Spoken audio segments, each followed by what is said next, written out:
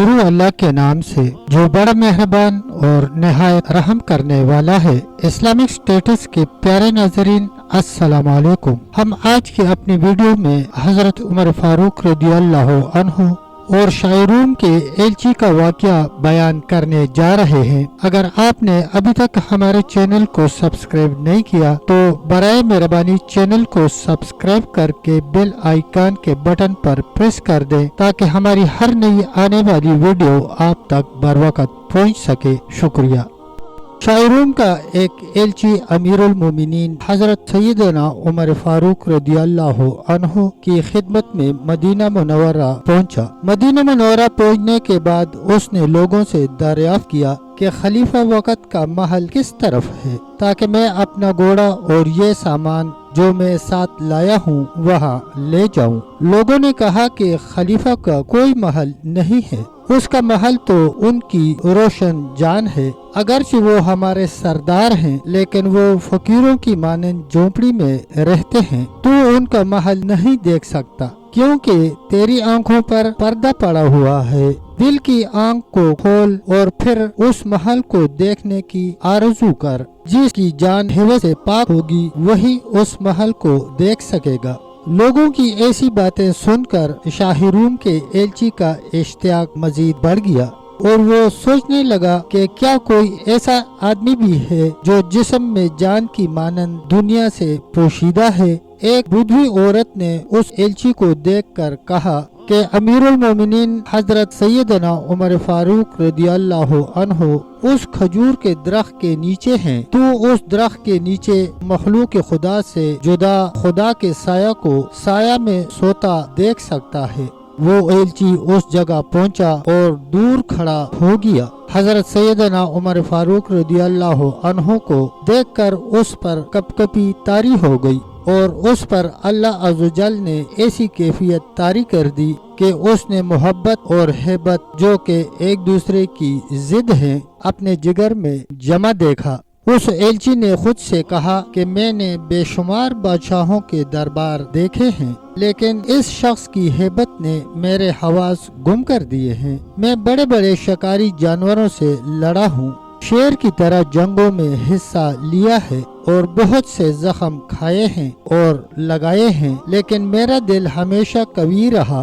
یہ شخص کس طرح بغیر ہتھیار کے زمین پر سو رہا ہے اور میں اس سے خوف محسوس کر رہا ہوں۔ یہ کیسی عجیب سی بات ہے کہ یہ کسی مخلوق کی ہیبت نہیں بلکہ خدا کی ہیبت ہے۔ جو شخص اللہ عز و جل سے خوف محسوس کرتا ہے اور جس نے تقوی اختیار کیا اس سے جن اور انسان دونوں ڈرتے ہیں۔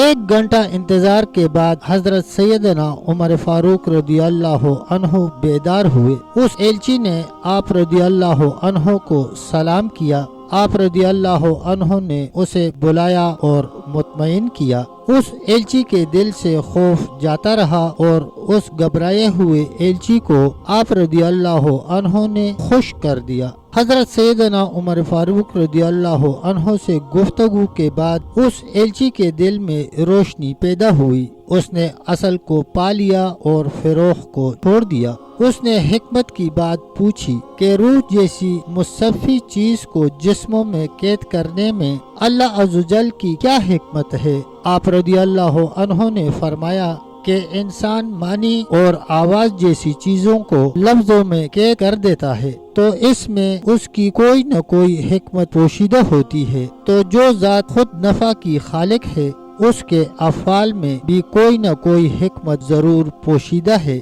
روح کو قید کرنے کے بعد بے شمار فائدے ہیں اور ان میں سے ہر ایک ہمارے لاکھ فائدوں سے بہتر ہے۔ اگر انسان کا کلام فائدے سے خالی نہیں جو کہ جز ہے تو کل کے کن کہنے کا کلام فائدے سے خالی کیسے ہو سکتا ہے؟ بولنے سے اگر فائدہ نہیں ہے تو بولنا چھوڑ دے اور اگر ہو سکے تو اعتراض چھوڑ دے اور شکر گزار بندہ بن جا۔ غیر مفید سوال کرنا درست نہیں ہوتا اور مفید سوال بھی اعتراض کی صورت میں نہیں بلکہ شکر کے طریقے پر ہونا چاہیے۔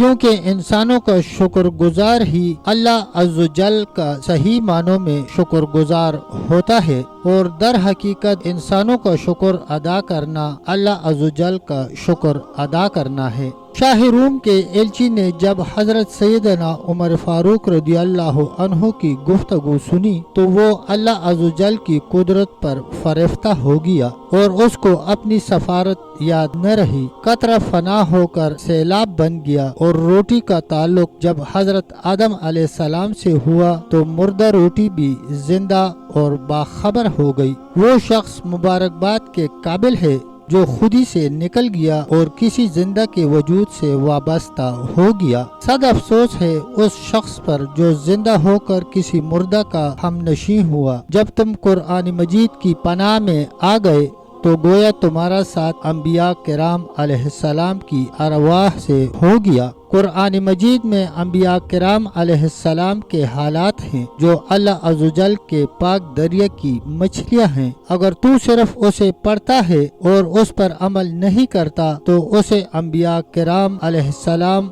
और औलिया अल्लाह रहमतुल्लाह अलैह का दीदार समझ। अगर तू उस पर अमल करेगा तो जब तू उनके वाक़यात का मुताला करेगा तो तेरी जान का परिंदा पिंजरे में तंग आ जाएगा। वो परिंदा नादान है कि जो कैद हो और छुटकारा न पा सके। जो रूहें पिंजरे से आजाद हो गईं वो अंबिया किराम अलैहिस्सलाम और कामिल मुर्शिद की अरवाह हैं। बाहर की दुनिया से उनकी आवाजें सुनाई दे रही हैं कि तेरे छुटकारे का एक रास्ता यही है। इस पिंजरे से रहाई चाहता है तो अपने आप को रंजूर और जार नजार बना ले ताकि शोहरत से निकल आए। मखलूक की शोहरत एक मजबूत बेड़ी की मानंद है और रास्ते को तय करने के लिए ये लोहे की किसी मजबूत बेड़ी से हरगिज़ कम नहीं है। तब तक दोस्तों इतना ही, मिलते हैं इंशाल्लाह एक नई वीडियो के साथ। तब तक के लिए अल्लाह हाफिज, अल्लाह निगहबान।